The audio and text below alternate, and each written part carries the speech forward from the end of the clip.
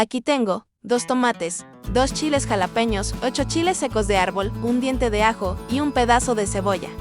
Lo primero que voy a hacer es picar el chile, los tomates y la cebolla.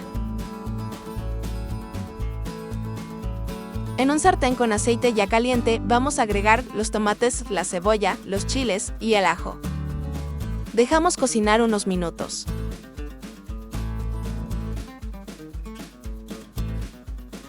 Listo. En el vaso de la licuadora voy a agregar un poco de agua. Agregaré los tomates, los chiles, ajo y cebolla guisada. Agregaré un poco de orégano. Sal. Licuamos. Aquí tengo 3 huevos y voy a batir. En un sartén con aceite voy a agregar los huevos. Cocinaré por ambos lados. Lo partiré en pedazos.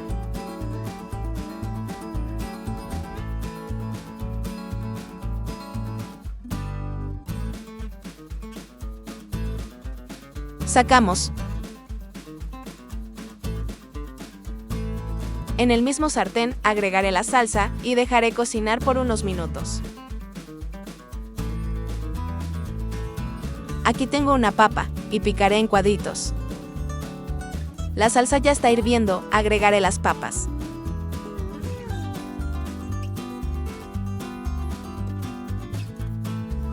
Agregaré pimienta. Comino. Tapamos y dejamos que se cosa un poco las papas. Agregaré el huevo y cocinaré por unos 3 a 5 minutos. Listo a disfrutar. No olvides suscribirte y nos vemos en un próximo video. Gracias por ver hasta el final.